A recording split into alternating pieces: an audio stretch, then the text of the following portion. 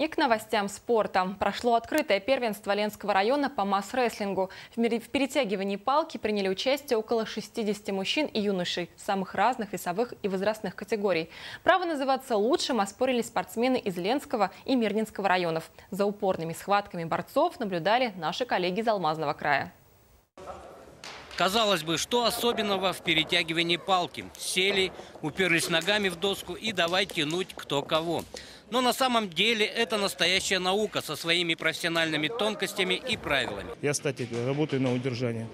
Это в народе это называется хватом. Хватом, а который быстро ребята тянут, это называется упором. Некоторые еще до схватки применяют тактику морального давления на соперника.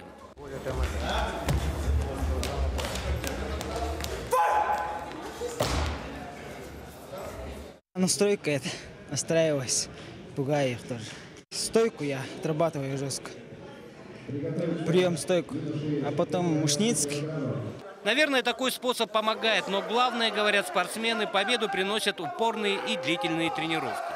Нужно брать всегда техникой. Даже небольшого веса человек может, техникой взять большого веса человек, спортсмен. В этих соревнованиях 11 победителей, а вот абсолютным чемпионом, когда борьба ведется независимо от возраста и веса по желанию, стал мирнинец Валерий Николаев.